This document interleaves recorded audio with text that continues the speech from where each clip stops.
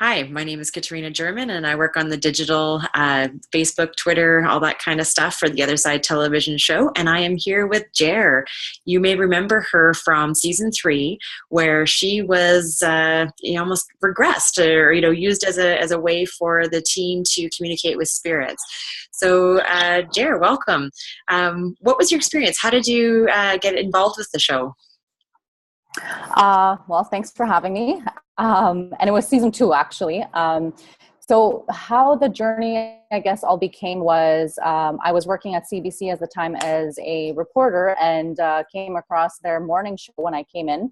And they were talking to Jeff and, his radio show that he had going on. And I was, listening to the conversations and I'm like, what? This guy's speaking my language, right? And so from there, I reached out to him and I was able to attend his intuition class. And through that, and it's funny because I reached out to him and I was like, I don't know what I got to do, but I got to be in your class. And it was sold out. And I'm like, he was saying, oh, you can't come. It's sold out. And I'm like, I don't care what he's saying. I'm going to be there no matter what. Stand in the back, And so I went and it was it was magical for me because for the first time, he was saying and doing things that I have been doing and saying and been aware of for a long time. So I was just like, oh, I'm at the right place at the right time type of thing. And from there, I booked some one-on-one sessions with him. And through that, I think from what I was saying and type of stuff that I was going through, of course, he kind of, when he came to me about it, he was, I don't want to step over boundaries here, but hey, would you be open to this? And I'm like, absolutely. If this could help another person by me standing up and, sharing my truth and the things that I go through, then, it's worth it for me. So that's how it all happened. And, it's funny because when the camp crew show up at, because we filmed it at my mom's house. And my stepdad and my mom were like, oh, what did you get us into again? So it was just the way that it all kind of played out. And just the things, once they showed up, stuff started to happen. And it was very interesting. And yeah, it's from then, what's happened is really incredible. So.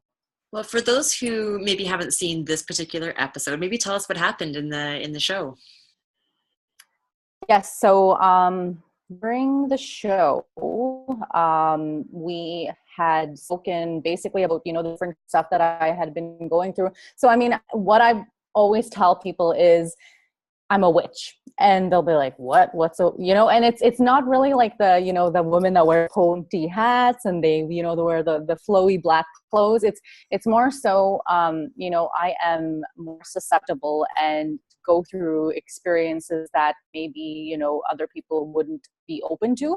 So, paranormal stuff, supernatural stuff. I have been told that I'm an oracle, that I'm a healer, and that, I've had experiences basically that have showed me that this is, something that I've always had. And, I think a lot of people do have these gifts as well. It's just that if you don't know about them, you don't develop them, they basically can, scare you and, take control of your life. So during the episode, we kind of went through those type of things. And because of, the level of integration that these things have taken over my life, they felt that, an investigation would be best to go inside of me.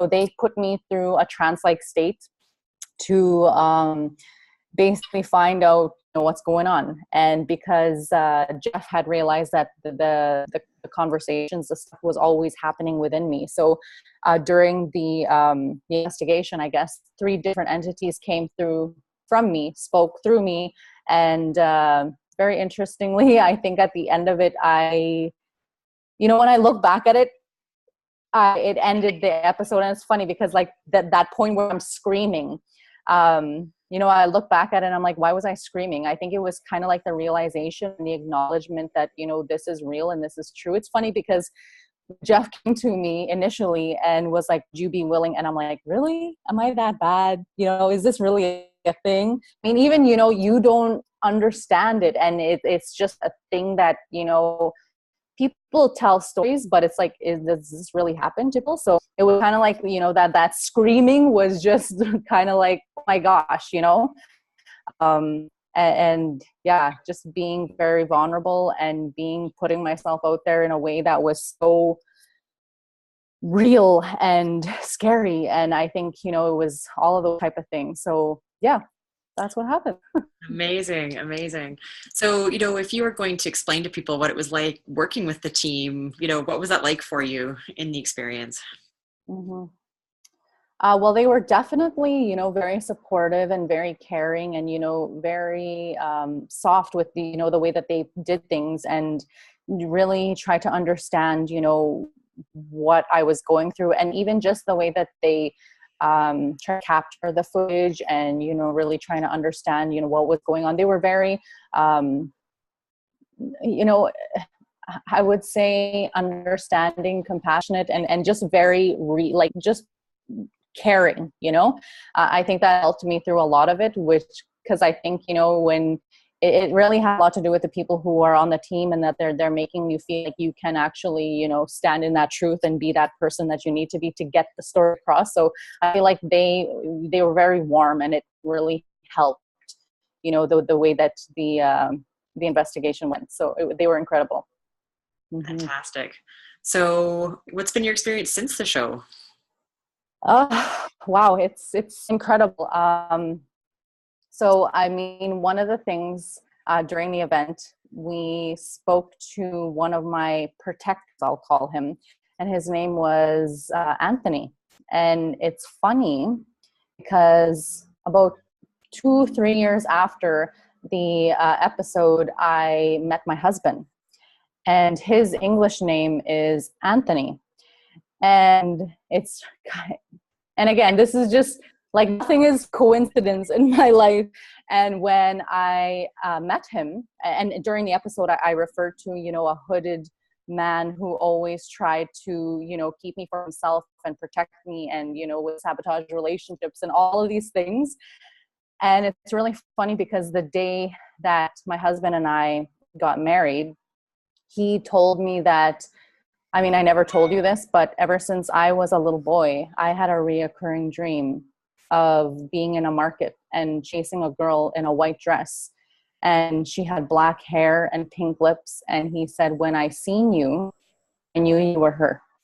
So this man, my husband, is from Turkey, Istanbul, Turkey, which is across the globe. And, it's funny because since I've been with him, I have not felt scared. I have not, like, it literally, everything just settled and it calmed. And it's funny because I'm like, how is this possible, to go back to that episode and just see how frail and vulnerable and just scared I was. And now to just be on the other side of that and recognizing that, that entity, spirit, is now my husband, right? And it's really interesting. So I mean, that's happened, first of all. So because of that, yeah, it's incredible. I tell people the story, and they're like, "What? That's scary, right?" And yeah, like, just even the day before we got married, a girlfriend of mine had reached out to me and said, she's having dreams, and it was just, everything has just happened so incredibly. And I remember the show because my life is it's kind of it's progressed from there, right? And so because of the show, I have now started a company which is called Wild Woman. And so what I do is, I help women, successful women, basically are stuck in their lives, they're lost, they don't understand, and it's about mental illness, and it's about, that war within ourselves between spirit and ego, and really helping them to, because I feel like I have really put myself on showcase for people to see, if you're able to be vulnerable and you're able to really, stand up and show your truth, that, other people will be attracted to that. And from that, it's healing, right? So Wild Woman is my coaching business. I'm starting to write music. It's also a performing art piece. So it's just really catapulted. And, because of this, it's what I do now as a passion. So it's incredible. Very cool. If you were going to Mhm. tell people about the show, just what do you think some of the fans of the other side should know about the show? I would say that it's real. You know, I think one of the things, and I talk about it a lot. It's actually, a lot of people come to me and they're like, I remember you from somewhere. I don't know. And I'm like, is it the other side? And they're like, yes. Oh my gosh. Right. And I talk about it all the time in a lot of, because I mean, I travel the globe now and I'm an author now. And, I get to really talk about, this unique experience that I've had.